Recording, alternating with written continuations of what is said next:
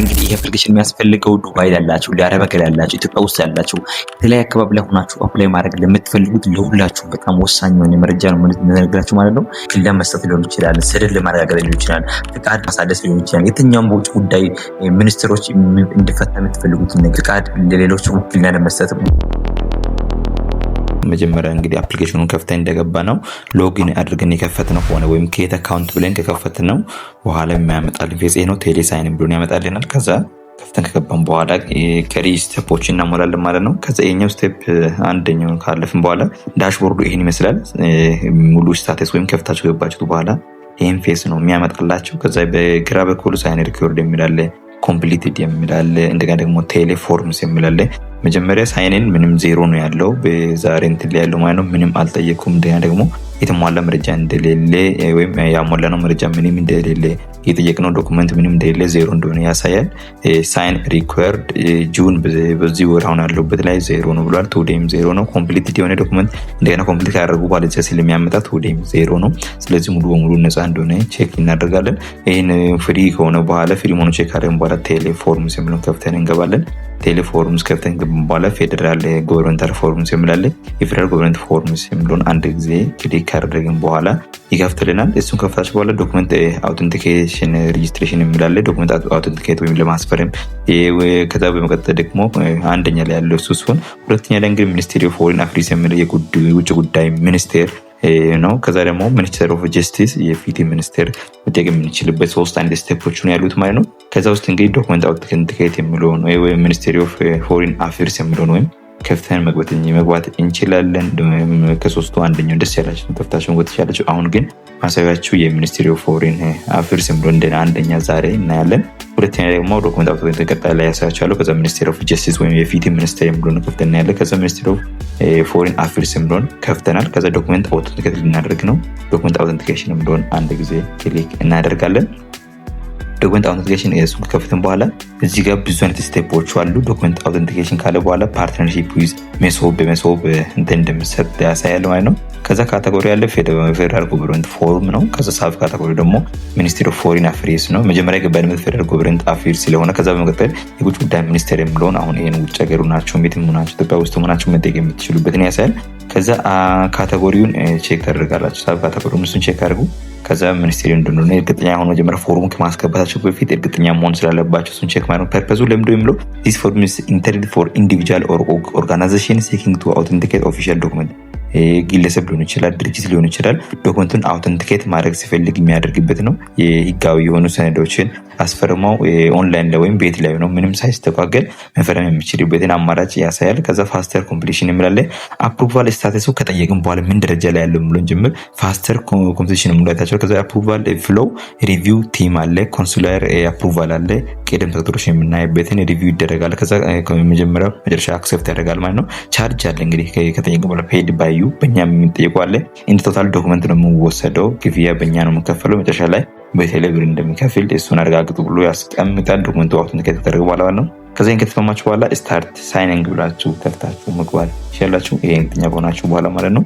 ይሄ በመሶብ እና በተለያዩ ቦታዎች ስለምሰራ ኪፍ እንዳለ ያሳውል። ከዛ በመቀጠል ደግሞ እዚህ ጋር ያለው እንግዲህ ፎሪን ናቸው ኢትዮጵያ ናቸው ምን አፕላይንግ አስ ኢትዮጵያን ሲቲዝን ነው እንደ ኢትዮጵያ ዜጋ ነው ወይስ ውጭ ዜጋ ወይም ኢትዮጵያ ዜግነቱ ኢትዮጵያዊ ያልሆነ ሰው ምናምን ካለ ሁለት አይነት ነገር የሚጠይቅበት ነው ማለት ነው። በፋይዳ ቬሪፋይድ ማድረግ እንደምንችል ዲጂታል አይዲ እንደሚያስፈልግና የውጭ ሀገር ዜጋ ከሆነ ደግሞ ፓስፖርት ቫሊድ ማድረግ እንደሚችል ሁለት አማራጭ ይጠይቃል። ኢትዮጵያ ከሆነ ዲጂታል አይዲ ፋይዳ፣ የውጭ ሀገር ከሆነ ፓስፖርት እንደ ግዴታ የሚያስፈልግ ማለት ነው። ውጭ ሀገር ዜጋ ከሆነ ማለት ነው። እንግዲህ ኢትዮጵያ ዜግነት ካላችሁ የመጀመሪያ ነው የምትጠቀሙት። ውጭ ሀገር ዜጋ ከሆናችሁ ደግሞ ፓስፖርት ነው የምትጠቀሙት ማለት ነው። ዜግነታችሁ ኢትዮጵያ ሆናችሁ ግን ዜግነታችሁ በውጭ ቀይራችሁ ካላችሁ እንደ አማራጭ የሚቀመጥበት ነው።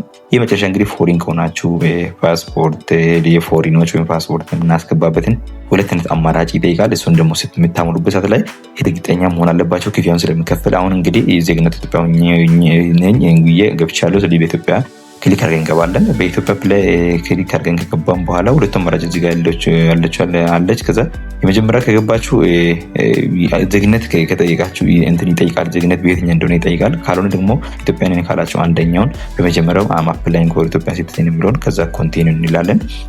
ኮንቲኒው የሚለው ከነካችሁ በኋላ እዚህ ጋር እንግዲህ ዲጂታል አይዲ ቬሪፋይድ የምታደርጉበትን ቁጥር እዚህ ጋር ታስቀምጣላችሁ ማለት ነው። ዲጂታል አይዲ ላይ ያለችውን ፋን ነምበር ሙሉን እዚህ ጋር ማስገባትን ይፈልጋል። ሙሉ ቁጥሩን ካስገባችሁ በኋላ ሪኩዌስት ፋይዳ ቬሪፊኬሽን የሚለውን ይሄን ስትነኩ ቀጥታ ሜሴጅ ወደ ስልካችሁ ይሄዳል። ስልካችሁ ላይ ሄደው ሜሴጅ አመጣችሁ ደግሞ እዚህ ጋር 6 ዲጂት ቁጥር ነው የምገባው። እዚህ ጋር መጣችሁ ቁጥሩን ማስገባት ነው ማለት ነው። ከዛ ሳብሚት ትላላችሁ። በትክክል ገብቶ ሆነ አክሰፕት ያደርጋል። አክሰፕት ካደረገ ደግሞ አውተንቲኬት ያደርግና ዲጂታል አይዲያችሁ ላይ ያለውን ዶክመንት እዚህ ጋር ያመጣላችኋል ማለት ነው። ስለዚህ እዚህ ጋር ሳብሚት የምታደርጉበት ሰዓት ላይ ፕሮሰስ ያደረግና ትክክል ሆነ አክሰፕት ያደርጋል። ስለዚህ ተቀብለዋል። ፕሮሰሲንግ ሴንተር እና አፕሊኬሽን ታይፕ አለው እዚህ ጋር የመጀመሪያው አንድ ስቴፕ የምትገቡበት፣ ከዛ ሁለተኛ ስቴፕ እናልፋለን አፕሊኬሽን ዲቴሉ ማለት ነው። የመጀመሪያው እንግዲህ ፕሮሴሲንግ ሴንተር አለ። ይሄ ዶክመንቱ ፕሮሰስ የሚደረገው የት ይሁን የምታደርጉበት የሚለውን ይጠይቃል። ከዛ ኢንዲቪጁዋል አፕላይንግ ነው ማይሰልፍ ነው ትላላችሁ። ለራሱ ስለፈለጉ ድርጅት ከሆነ በድርጅት አፕሊኬሽን ታይፑን በሱ ምርጠናል። መሶብ እና ኤምኦኤፍ የሚለው አለ። ዳይሬክሽን ደግሞ የት አካባቢ ይገኛል የሚለውን ሎኬሽን ከማየት ከፈለጋችሁ የት አካባቢ እንደሚገኝ ከነ ዳይሬክሽን ጭምር ማፕ ወይም ካርታ ጭምር ያሳያል። መሶብ ካላችሁ ደግሞ እዚህ ለማየት አሁን ፕሮሰስ ላይ ነው ያለው፣ ቀጣይ ላይ የሚስተካከል ነው። አሁን ግን የሚሰራው ኤምኦኤፍ የመጀመሪያው ላይ ብቻ ነው የሚሰራው። መሶብ የሚለውን ስሞክር ኤምቢ ነው ያለኝ። ስለዚህ የመጀመሪያው ይሰራል። በሱ ኮንቲኒው ብለን እንሄዳለን። ከመግባታችሁ በፊት ግን ካርታው የት አካባቢ እንደሚገኝ ቦታ ጠፍቶባችሁ ከሆነ በፊዚካል ወይም በአካል ሄዳችሁ ማቅረብ ብትፈልጉ እሱ የምትጠይቁበት ጌት ዳይሬክሽን የሚል በካርታ ላይ ማየት እንችላለን። ወይም በካርታ የት አካባቢ እንደሚገኝ ሙሉ ቦታቸውን ጭምር ማግኘት እንችላለን፣ ወይም ሎኬሽኑን ማግኘት እንችላለን ማለት ነው። ስለዚህ ጌት ዳይሬክሽን የሚለውን ዳይሬክሽን ለማግኘት ወይም ፎር ዳይሬክሽን ካርታው ማየት ከፈለጋችሁ ዳይሬክሽን የምትለውን አንድ ጊዜ ክሊክ እናደርጋለን። ሙሉ በሙሉ ከስልክ ዳይሬክሽን ወይም ካርታውን ለኛ ያሳይልናል ማለት ነው። ዳይሬክሽን እየከፈተ ነው። አሁን ለምሳሌ አካባቢ እንደሚገኝ ከነ ቤተሰብ ጭምር ለምሳሌ መነሻቸውን አሁን አዲስ አበባ ላይ ቢታደርጉ ከአዲስ አበባ ወዴት ነው አሁን ቦታ ያለው የት አካባቢ ነው የሚለውን አዲስ አበባ ላይ እንዳለው አድርጌ ሰርች አድርጌ ያለው ሌላ ቦታ ሆኜ ላይ ማለት ነው። ስለዚህ ከአዲስ አበባ ከሰንተር 2 ሚኒት ነው ብለዋል። 900 ሜትር ምናምን ብሎ አስቀምጠዋል ማለት ነው።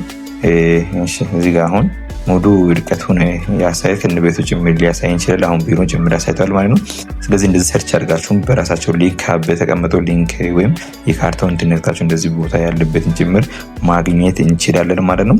ከዛ ወጥ ደግሞ ኮንቲኒው ብለን እንግዲህ ከተስማማን እናልፋለን ወደሚቀጥለው ስቴፕ። ኮንቲኒው ብለን እናልፋለን። ኮንቲኒው ብለን እንደዚህ ከነካችሁ በኋላ ወደሚቀጥለው ስቴፕ ያሳልፋል። ሁለቱ እንግዲህ ቲክ ማድረግ አለበት። አንደኛና ሁለተኛውን እንደዚህ መስመር ወይም ራይት ማድረግ አለበት። ከዛ ኮንቲኒው ብለን እናልፋለን።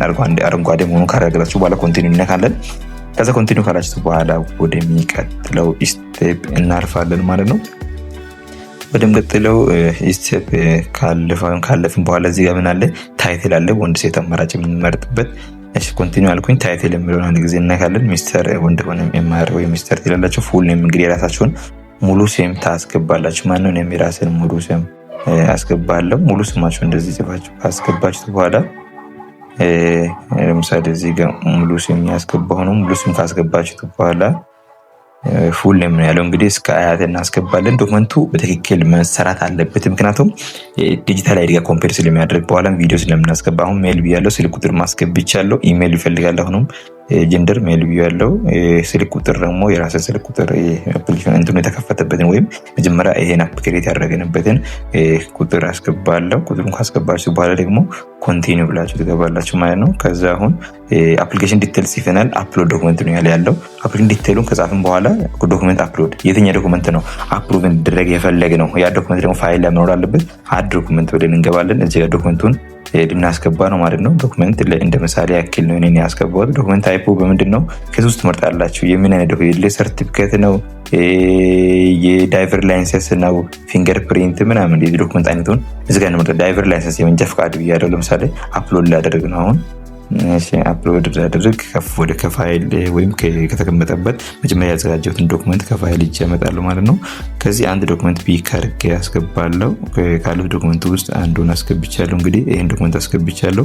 ትክክለኛ ከሆነ ቲክ አድርጌ ራይት አድርጌ አልፋለሁ። ትክክለኛ ካልሆነ ደግሞ እንደሆነ ዶክመንት መቀየር እንችላለን። ስለዚህ ቲክ ምናደርግበት ጫፍ ላይ ያለችው ምልክት አንደነካው ተቀብሏል። ስለዚህ ኮንቲኒው ብዬ ማለፍ ይችላለሁ ማለት ነው። ከዛ መቀጠል ደግሞ ኮንቲኒው ብላችሁ ካለፋችሁ በኋላ ከለር ላይ እንደፈለገው ሁለተኛ ዙር ጠይቀዋል ማለት ነው። በዚህ ልክ ስላልሆነ ይሄን ዶክመንት አስገብቻለሁ። ስለዚህ ኮንቲኒው ብዬ ወደሚቀጥለው አልፋለሁ። ኮንቲኒው ካልን በኋላ ሁለት ዶክመንት መርጣል ያለ ነው። ሁለት ዶክመንት ነው የመረጥኩት ማለት ነው።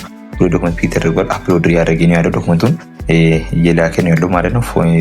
ፎርሙን ፊል የምናደርግበትን አሁን አፕሎድ ካደረገ በኋላ ያመጣል። ፎርም እናሞላለን ማለት ነው። ትክክለኛ የውጭ ጉዳይ ሚኒስቴር እንትኑን ያመጣል፣ ፎርሙን ያመጣል።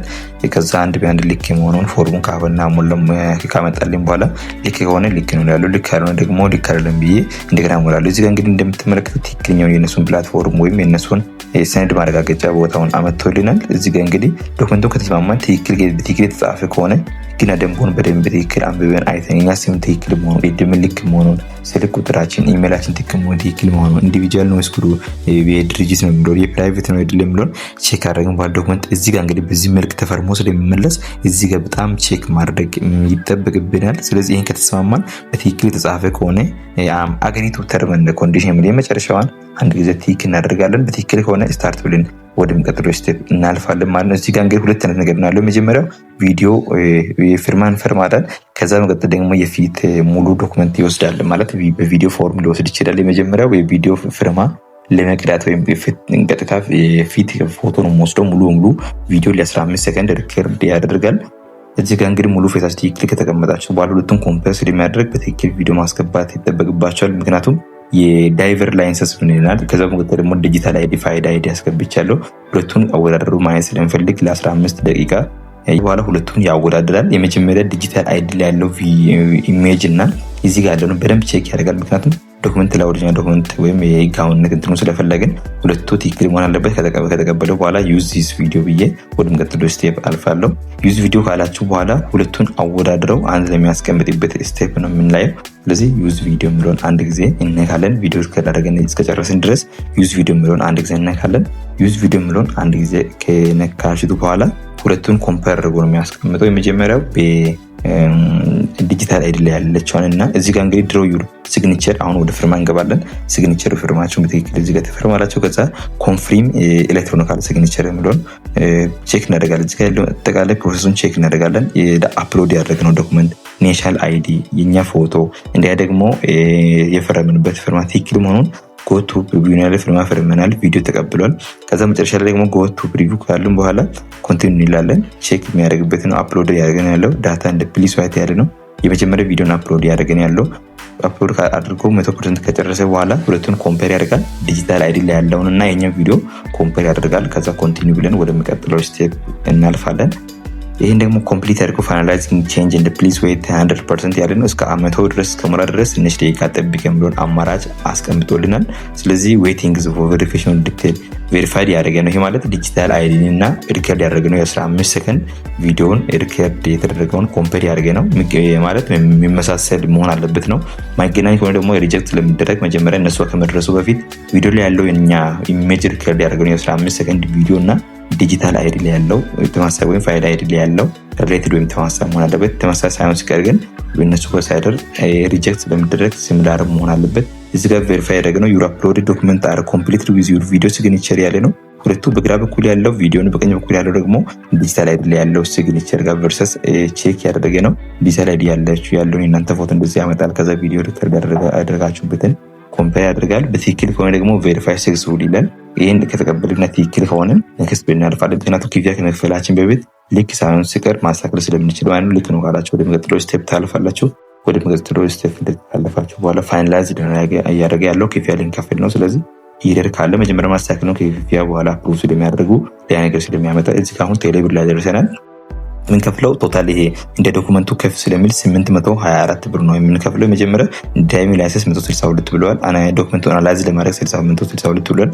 የአገልግሎቱ ደግሞ ሁለቱ ዶክመንት ላይ የሚሰጠው 500 ብር ነው ብለዋል። ተጨማሪ ተደምረው 824 ብር ነው። ይህ ማለት ሁሉም ብለት ተመሳሳይ ሳይሆን እንደ የዶክመንቱ አይነት ከፍ ዝቅ ማለት የሚችል ነው። ዶክመንቱን በበዛ ቁጥር ክፍያው ጭምር እየበዛ ይሄዳል ማለት ነው።